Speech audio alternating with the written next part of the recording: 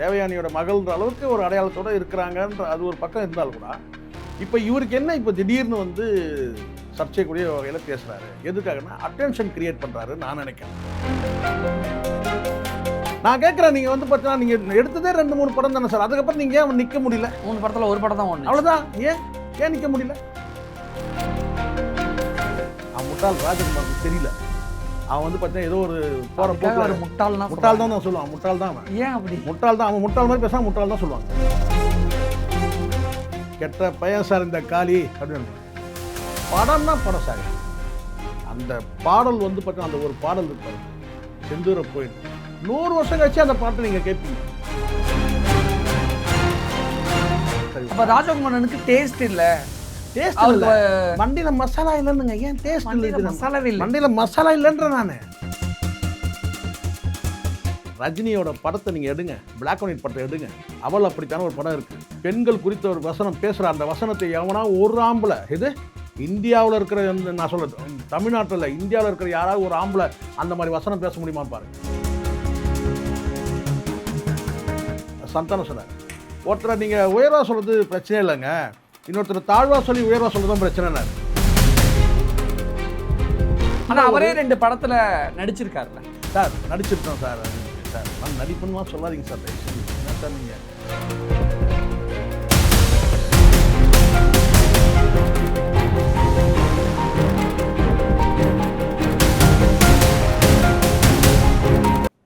வணக்கம் சார். வணக்கம் சார். நடிகை தேவயானியுடைய கணவர் டைரக்டர் ராஜகுமாரன் வந்து சினிமா டைரக்டர்ஸ் பற்றி, சில சினிமாக்களை பற்றி பேசின விஷயங்கள் மிகப்பெரிய அளவில் சர்ச்சையை ஏற்படுத்தியிருக்கு. ஒரு சினிமா விமர்சகராக இதை எப்படி பார்க்குறீங்க? இல்லை, அவருக்கு நான் நினைக்கிறேன் இயக்கிறதுக்கு வாய்ப்பு கிடைக்கல.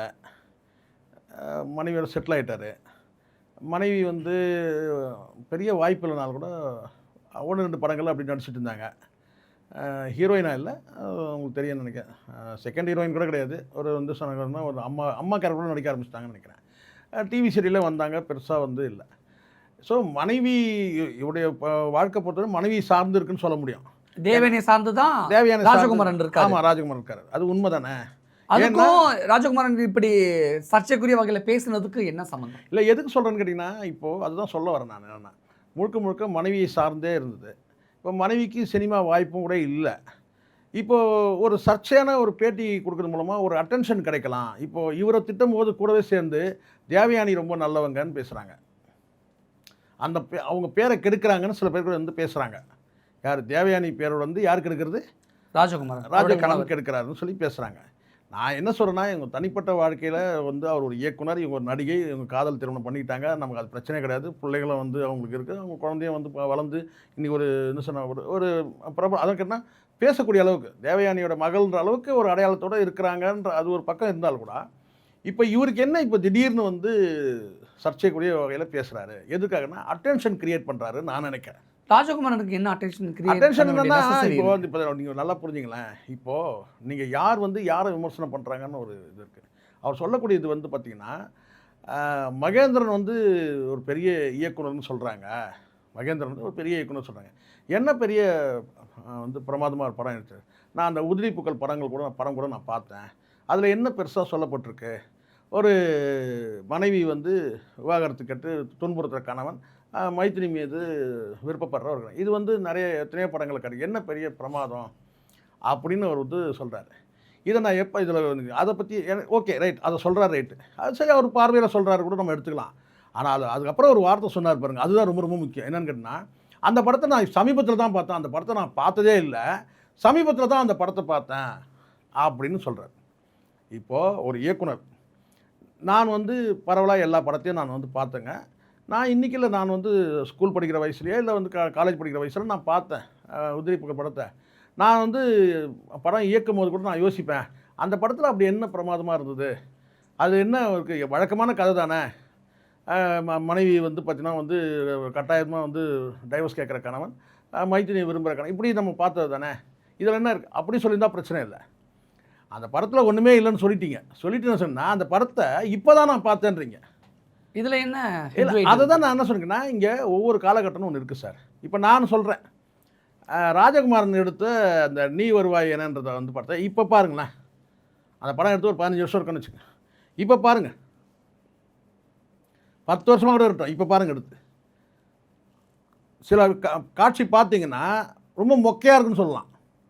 நான் குறிப்பிட்டு சொல்ல முடியும். அவர் எந்த படம்னா நீங்கள் எடுத்துங்க, ராஜகுமாரன் இயக்குன எந்த படத்தை எடுத்து காதலுடன் முதல் படம் விண்ணுக்கு மண்ணுக்கும், ரெண்டாவது படம் நீ வருவாய் என, நீங்கள் எடுத்து மூணாவது படம் காதலுடன் நீங்கள் எடுத்தீங்கன்னாக்கா நீங்கள் நிறைய சொல்லலாம் சார். லாஜிக்கே இல்லைங்க. என்னங்க இப்படி இருக்குது, இவ்வளோ மொக்கையான ஒரு படமா? ஏன்னா இன்றைக்கி பல படங்கள் தெரியும், பெரிய பெரிய ஸ்டார்களுடைய படம்லாம் ரீரிலீஸ் ஆகும்போது பயங்கரமாக விமர்சிக்கப்படுது. என்னங்க இந்த மாதிரி ஒரு சீன் எடுத்துருக்காங்க, மொக்கையாக இருக்குங்க இந்த சீனு அப்படின்னு சொல்லுவாங்க. பல படங்களும் சொல்ல முடியும் சார். பாரதி ராஜாவோட படம் நீங்கள் ஒரு படம் எடுங்க, அந்த ஒரு கிழக்கு சீமையில் நான் சொல்கிறது கேட்டுனா கிழக்கே போகும் ரயில். ஓகே, கிழக்கு சீமையில் இப்போ கிழக்கே போகும் ரயில் எடுங்க. அந்த ஊரில் வெள்ளம் வந்துடும் சார். அந்த ஊரில் வெள்ளம் வந்துடும், மழை பெஞ்சிட்டே இருக்கும். அப்போ வந்து பார்த்தீங்கன்னா அந்த மழை பெய்யாமல் தடுக்கணும், இல்லைன்னா வெள்ளத்தில் வந்து ஊரே அடிச்சுட்டு போயிடும். அப்போ வந்து பார்த்திங்கன்னா சீட்டு குலுக்கி போடணும். சீட்டு குலுக்கி போடும்போது பார்த்தீங்கன்னா எந்த வீட்டு, அதாவது எந்த சீட்டு வருதோ அந்த வீட்டில் இருக்கிற அந்த பொண்ணு வந்து நிர்வாணமாக விளக்கெடுத்துட்டு போகணும். பண்ணையார் பொண்ணுக்கே வந்துடும். பண்ணையார் பொண்ணு யார் கேட்டிங்கன்னா ராதிகா தான் நடிச்சிருப்பாங்க அந்த ரோலில். நிர்வாணமாக வந்து பார்த்தீங்கன்னா விளக்கு எடுத்துகிட்டு போகணும். வந்து சுதாகர் வந்து காப்பாற்றிடுவாருச்சு. அப்படி போகிற மாதிரி இருக்கும். காட்சி காட்டுவாங்க, காலை காட்டுவாங்க, விளக்கை காட்டுவாங்க. இதை நீங்கள் சொல்லுவீங்களா? நீங்கள் என்னங்க மழை நிற்கிறதுக்கு, என்னங்க நீங்கள் மழை நிற்கிறது இப்படி போய் ஒரு கிளைமேக்ஸ் யாராவது யோசிப்பாங்களேங்க? நீங்கள் சொல்லுங்கள். ஆனால் எடுத்தது இயக்குனர் பாரதி ராஜா, இயக்குனர் இமயம் இல்லையா சார்? அந்த காலத்தில் அப்படி ஒரு ஐதீகம் இருந்திருக்குங்கிறத படத்தில் காட்டியிருக்காரு, அப்படி தானே சார்? நாம் அதுக்குள்ளே போல, அது உண்மையாக இருந்திருந்தால் கூட நீங்கள் நம்புவீங்களான்னு கேட்குறேன் சார். பல கிராமங்களில் இந்தியாவில் நீங்கள் யாருமே நம்ப மாட்டாங்க. இல்லை சார், இந்தியாவில் பல கிராமங்களில் எங்கேயோ ஒரு மூலையில் கூட இது இருக்கட்டும் சார், நமக்கு அதை பற்றி பிரச்சனை இல்லை. ஆனால் அதை படத்தில் காட்டும் போது எப்படி இருந்தது நமக்கு? என்னையா இது சிலது நிஜத்தை கூட சார் நீங்கள் சொல்லுவாங்க, கழுதையும் கல்யாணம் பண்ணி வச்சாக்கா மழை நின்றோம், மழை வரும். மழை வரலன்னா கழுதையும் கல்யாணம் பண்ணி வச்சாக்கா மழை வரும்னு சொல்லுவாங்க, ஐதீகம்னு சொல்லுவாங்க. இதுக்கும் ஊரில் ஏகப்பட்ட ஐதீகங்கள் இருக்குது சார். ஐதீகன்ற பேரில் பல முட்டாள்தனங்கள் இருக்குது. அதை தான் உடைச்சாங்க. இங்கே பெரியார் அதை தான் உடைச்சார். இன்னும் பல பெரியார் போன்ற பல இந்திய அளவில் இருக்கிற ஒவ்வொரு ஸ்டேட்லேயும் ஒவ்வொரு மூடநம்பிக்கை எதிரான இருந்தாங்க. ஏன் சாக்ரட்டிஸே மூடநம்பிக்கை உடைச்சவர் தான். கடவுள்ன்ற பேரில் நீங்கள் பண்ணக்கூடிய கூத்துக்களை பார்த்தீங்கன்னா எதிர்த்தது தான். எதுக்கு நான் சொல்ல வரேன்னா, இதெல்லாம் நீங்கள் சொல்கிறீங்களே இது லாஜிக்கல. நான் சொல்கிறேன், அந்த படத்தில் உங்களுடைய பார்வை தான் இருக்குங்க. இப்போ நான் சொல்கிறேனே, நீங்கள் எடுத்த படம் பார்த்தீங்கன்னா நீ வருவாய், எந்த படம்னா இருக்குட்டேன், என்னங்க இதெல்லாம் ஒரு படமாங்க? எப்படிங்க அந்த படத்தெல்லாம் ஓட வச்சாங்க? நான் கேட்குறேன். நீங்கள் பார்த்தீங்கன்னா நீங்கள் எடுத்ததே 2-3 படம் தானே சார். அதுக்கப்புறம் நீங்கள் ஏன் நிற்க முடியல? 3 படத்தில் ஒரு படம் தான் ஒன்று, அவ்வளோதான். ஏன் நிற்க முடியல சொல்லுங்க. அதனால ராஜகுமாரனுக்கு அகந்தை, அவர் திமிரு, அப்படி இல்லை. அந்த சொன்ன ஸ்லாங் தான் சரியில்லை. என்ன ஸ்லாங்ல பேசினார்? அதாவது என்ன, நான் அந்த படத்தை இப்போ தான் பார்த்தேன். அது என்ன வழக்கமான அதில் என்ன இருக்குன்னு சொல்லிட்டு கிளைமேக்ஸ் ஒன்று சொல்லட்டுமா? நீங்கள் படம் பார்த்தீங்களா? உதிரி புகழ் படம் பார்த்தீங்களா? சின்ன வயசில் பார்த்தது. அதான் பாருங்க போயிட்டு. கிளைமேக்ஸில் ஒரு கருத்து சொல்லுவாங்க சார். அதுதான் சார் அந்த படத்துக்கு சக்ஸஸ். அவர் ஸ்கூலில் ஒரு வாத்தியார், யார், விஜயன். ஒரு கேரக்டரும் அந்த அளவுக்கு எத்தனை வருஷம் கழித்து பார்த்தாலும் அந்த உதிரி புகழ் படத்தை நீங்கள் அப்படியே உள்ளே போயிருங்க, அந்த படத்துக்கு உள்ளே போயிருங்க. அதுதான் ப்ளஸ்ஸு. அவன் முட்டாள் ராஜகுமாரனுக்கு தெரியல. அவன் பார்த்தீங்கன்னா ஏதோ ஒரு போகிற போக்கில் முட்டாள் தான் நான் சொல்லுவான். முட்டாள் தான் அவன். ஏன் அப்படி முட்டாள் தான் அவன். முட்டாள் மாதிரி பேசாமல் முட்டாள் தான் சொல்லுவாங்க. பின்ன ஐயோ, முட்டாள் நான் சொல்லுவேன். முட்டாள் நீங்கள் அழுத்தமாக பதிவு முட்டாள் இன்னும் ஒரு கடுமையான விமர்சனமாக இருக்குது. டாக்கு பக்கத்தில் ஒரு நான் 2-3 டாப் போட்டு புள்ளி வைங்க. நிஜமாக தான். ஒரு இட்டு மட்டும் போடாதீங்க. நான் சொல்கிறேன், முட்டாள் தான். நல்லா புரிஞ்சுங்க. அந்த படத்தில் நிறைய, ஒரு படத்தில் ஒரே ஒரு எத்திக்ஸை மட்டும் சொன்னால் பரவாயில்ல, ஒரே ஒரு தத்துவத்தை மட்டும் சொல்லுது அப்படின்னா நீங்கள் சொல்லுங்கள். ஒரு படத்தில் நிறைய விஷயங்களை சொல்கிறாங்கன்னு வச்சுங்களேன், அது பொறுமை வேணும் பார்க்கறதுக்கு. அந்த படத்தில் எனக்கு நினைவு இருக்கிறதுக்கு சொல்கிறேன். நான் அந்த படம் பார்த்து 15 வருஷம் ஆச்சு.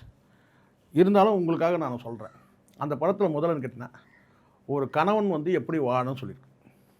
ஒரு கணவன் எப்படி வாழணும், ஒரு தந்தை 2 குழந்தைகளுக்கு தந்தை எப்படி வாழணும்னு சொல்லி அந்த படம் சொல்லுது. புரியுங்களா? ஒரு ஊரில் ஒரு பெரிய மனிதன் எப்படி வாழணும்னு சொல்லுது.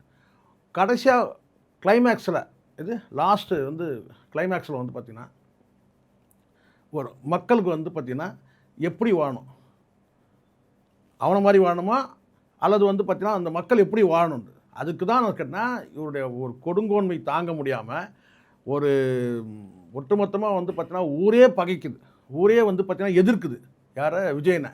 ஏன்னா உச்சகட்டமாக வந்து மனைவி மரணத்துக்கும் காரணமாயிடுறாரு, மைத்துனியை வந்து வந்து கரம் பிடிக்கணுன்றதோட ஒரு வெறியோடு செயல்படும் போது ஒழுக்கம் இல்லாமல் வந்து வாழக்கூடிய ஒட்டுமொத்தமாக ஊரே எதிர்க்கும் போது விரட்டுறாங்க. விரட்டும் போது போய் அவர் போய் ஒரு நதிக்கிற, இதுதான் கிளைமேக்ஸு. இந்த மாதிரி கிளைமேக்ஸு இது இன்னொரு படத்தில் கிடையாது சார், இது வரைக்கும் கிடையாது. நான் சொல்கிறேன், ஏதோ மகேந்திரன் எனக்கு ஒன்றும் வேண்டப்பட்டது கிடையாது. இன்னொரு கிளைமேக்ஸ் அந்த படத்தில் அந்த மாதிரி கிடையாது. நேராக போய் வந்து கேட்டால் வந்து விரட்டுவாங்க, தடி கத்தி கம்பரா எல்லாத்தையும் வந்து எடுத்துகிட்டு விரட்டுவாங்க. விரட்டிட்டு போய் நேராக நதிக்கிட்ட போய் நின்றுவார். மனைவி ஏற்கனவே இறந்துருப்பாங்க, 2 பிள்ளைகள் வந்து அனாதையாகிட்ருக்கும். இவர் வந்து இவரை விரட்டுவாங்க. கடைசியாக வந்து அந்த 2 பிள்ளைகளை வந்து வந்து அங்கே வந்து விளையாடிட்டு இருக்குங்க, யாரும் இல்லாமல் ஆதரவு இல்லாமல் இருக்கணும். இவரை விரட்டுவாங்க. இவர் நேராக அந்த நதிக்கிட்ட வந்துடுவார். நதிக்கிட்ட வந்து அந்த ஓரத்தில் வந்து நிற்கிறாரு. அப்போ அந்த வந்து கத்தி கபடெல்லாம் எடுத்துன்னு கேட்டால் 2 சாய்ஸ். ஒன்று அந்த நதியில் இறங்கி ஊர் மக்கள் அந்த நதியில் இறங்கி நீ சாகணும், எது நதியில் இறங்கி சாகணும். இல்லை முடியாதுன்னு ஒரு ஸ்ட்ரகிள் பண்ணார்னா அவங்க கத்தி கபடால் வந்து வெட்டியவரை கொண்டுருவாங்க. அப்போ வந்து விஜயன் ஒரு வசனம் பேசுவார், நான் இந்த நதியில் இறங்கி சாகத்தை பற்றி கவலைப்படல, என் உயிர் போகுமே அதை பற்றி கவலைப்படல, நான் நதியில் இறங்கி சாகத்துக்காக கவலைப்படல, ஆனால் நீங்கள் எல்லாரும் என்ன மாதிரி மாறிட்டீங்களே, நீங்கள் எல்லாரும் என்ன மாதிரி மாறிட்டீங்களே, நீங்கள் வந்து என்ன மாதிரி மாறாதீங்கன்னு சொல்லிட்டு அந்த 2 குழந்தைங்களை கூப்பிட்டு கொஞ்சிட்டு அந்த நதியில் இறங்கிடுவார். இது என்ன கிளைமேக்ஸு, இதை போயிட்டு வந்து அவன் வந்து போகிற போக்கில் வந்து பேசுகிறான்னா நம்ம கொதிக்குதான் அமைவன் சொல்கிறீங்க. அப்படி தான் சார் நான் பேசுவேன். உங்களுக்கு கஷ்டமாக தான் பீப் போட்டுருங்க. நீங்கள் இந்த சேனலில் சில இதெல்லாம் நீங்கள் ஃபாலோ பண்ணீங்கல்ல, நீங்கள் பீப் போட்டுருங்க சார். அது படமே கிடையாது சார், அது பாடம் சார். அது நீங்கள் வேறு எந்த படத்தை நீங்கள் வேணால் சொல்லுங்கள். நீங்கள் முள்ளு மலரம் எடுத்தார், முள்ளு மலரம் படத்தில் வந்து அண்ணன் தங்கை பாசல் ரஜினி விளையாடி இருப்பார். ஒரு வசனம் வரும் பார்த்தீங்களா, சார் கெட்ட பையன் சார்னு சொல்லுவார் பார்த்தீங்களா ரஜினி, கெட்ட பையன் சார் இந்த காளி அப்படின்னு. படம்னா படம் சார். அந்த பாடல் வந்து பார்த்தீங்கன்னா அந்த ஒரு பாடல் இருக்குது பாருங்கள், செந்தூர போயின்னு 100 வருஷம் கழிச்சு அந்த பாட்டை நீங்கள் கேட்பீங்க. இளையராஜா மட்டும் வாழ மாட்டார் அதில். இளையராஜா வாழ்வார், மகேந்திரன் வாழ்வார், சரத்பாபு வாழ்வார், ஷோபா வாழ்வாங்க, எல்லோரும் வாங்க. நீங்கள் எடுத்து பாருங்கள் ஏதாவது ராஜகுமார் படத்தில். ஸோ எப்போவுமே படைப்பாளிகளை வந்து உதாசீனப்படுத்துகிறார். முள்ளு மலரும் சரியில்லைன்னு சொல்லிட்டாரா? கிட்டத்தட்ட அப்படி தானே பொருள், கிட்டத்தட்ட அப்படி தானே பொருள். நீங்கள் அதை சொல்லலை, ஏன்னா ரசிகர்லாம் வந்து கழுவி ஊற்றுவானுங்க, அதை சொல்ல முடியல. நீங்கள் மகேந்திரன், நான் சொல்கிறேங்க சார், சார் நல்லா புரிஞ்சுங்க, மகேந்திரன், பாலு மகேந்திரா சார், இவங்கெல்லாம் வந்து என்ன சொல்கிறது, இந்த கலை சினிமாவோட பொக்கிஷங்கள் சார். அப்போ ராஜகுமாரனுக்கு டேஸ்ட் இல்லை, டேஸ்ட் இல்லை, மண்டியில் மசாலா இல்லைன்னுங்க. ஏன் டேஸ்ட் இல்லை? மசாலாவே இல்லை, மண்டியில் மசாலா இல்லைன்ற நான் மண்டியில். ஆமாம் சார், இவ்வளோ கடுமையான விமர்சனம். ஆமாம் சார், சினிமாவில் ஜெயிக்க முடியல, அந்த விரக்தியில் நீ பேசுகிற, அந்த விரக்தியில் பேசுகிற. அதுக்கு தனக்கு மேலே இருக்கக்கூடிய ஜாம்பவான்களை வச்சு ரஜினி கமலோட வந்து பார்த்தீங்கன்னா என்ன கேட்டால் சரத்குமார் தான் வந்து பெஸ்ட்டுன்னு சொல்லுவானுங்க சார். உங்களுக்கு விருப்பத்தெல்லாம் நீங்கள் திணிக்க முடியாது. அதே மாதிரி சரத்குமார் தான் நல்ல நடிகர் அப்படிங்கிறாரு. அதுதான் அது மற்ற நடிகர்களை நீங்கள் அதை மென்ஷன் பண்ண நடிகர்லாம் சார். எனக்கு பிடிக்கும் சார், எனக்கு வந்து சுப்ரீம் ஸ்டார் சரத்குமார் வந்து சரத்குமார் தான் அப்படின்னு சொன்னீங்கன்னா பிரச்சனை இல்லை. எனக்கு படம் பண்ணாரு சார். நான் என்ன இது நீங்க முதல் படமே சரத்குமார் தான். இப்போ நான் என்ன சொல்றேன்னா நல்லா புரிஞ்சுங்களேன், எனக்கு பிடித்த நடிகர் சொல்றதுல பிரச்சனையே கிடையாது. எது எனக்கு பிடித்த, அப்ப எந்த நடிகர் ஒழுங்கா நடிக்கலன்னு சொன்னாரு, அதைத்தான் நான் சொல்றேன். நீங்க ரஜினி கமலை கம்பேர் பண்றீங்களா, அதுதான் பிரச்சனைங்க. ரஜினி கமலை விட சரத்குமார் தான் பெஸ்ட்ன்ற, பெஸ்ட் நல்ல நடிகர். ஆமா நல்ல நடிகர். நான் என்ன சொல்றேன்னா, யார் வந்து சரத்குமார் வந்து பார்த்தீங்கன்னா நல்ல நடிகர் இல்லைன்னு சொல்ல முடியும். இன்றைக்கும் சரத்குமார் நடித்த படம் வந்து கேட்டால் எனக்கு பிடிச்ச படம் கேட்டால் அந்த நட்புக்காகன்ற படத்தை, மற்ற படங்கள்லாம் எனக்கு பிடிக்கும். சூப்பர் படம். நட்புக்காகன்ற படத்தில் அந்த ஓல்டேஜ் கேரக்டர் எனக்கு ரொம்ப பிடிக்கும். இல்லை எப்படி ரஜினி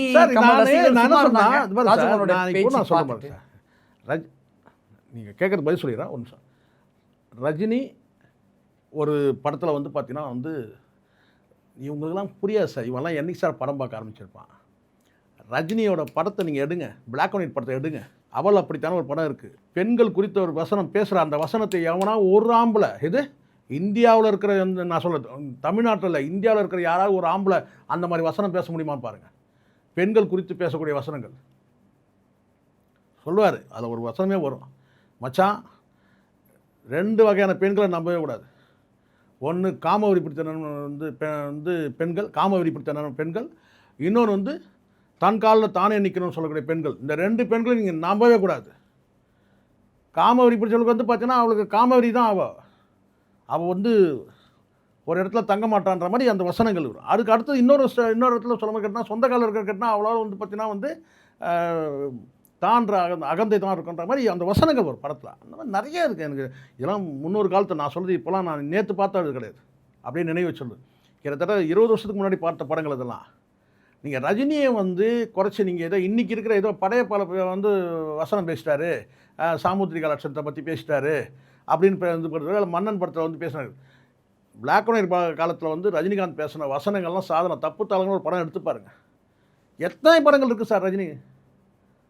அதெல்லாம் இப்போ அதேமாதிரி கமல் நீங்கள் எடுத்துக்கிட்டா கமல் நான் சொல்கிறேன். இப்போ நீங்கள் ஒரு குறிப்பிட்ட படத்தில் இருக்கீங்கன்னா இன்றைக்கும் நான் சொல்கிறேன், பிளைண்ட் கேரக்டர் ராஜபார்வை படம் ஓடிருக்கலாம், ஓடாமல் போயிடலாம். பிளைண்டுனா அவர் தான். கண்ணை மூடிக்கிட்டு நீங்கள் பிளைண்டாக நடிக்கிறது அது வேறு. அதுக்காக நான் ஒன்று விக்ரம் சொல்கிறேன் நீங்கள் நினச்சிடாதீங்க. கண் திறந்து தான் இருக்கும், ஆனால் ஒரு பிளைண்டோட அந்த இது எப்படி அந்த முகத்தில் அந்த எப்படி அந்த பார்வை இருக்குமோ அப்படி காட்டுவார். கண் ஓப்பனில் தான் இருக்கும், கண் இருக்கும், முழு கண் தான் இருக்கும். சில பேர் கண்ணில் மூடிக்கிட்டு இருக்க மாதிரி அப்படிலாம் நடிப்பாங்களா, அதெல்லாம் கிடையாது. கண் ஓப்பனில் தான் இருக்கும், ஆனால் பிளைண்டு.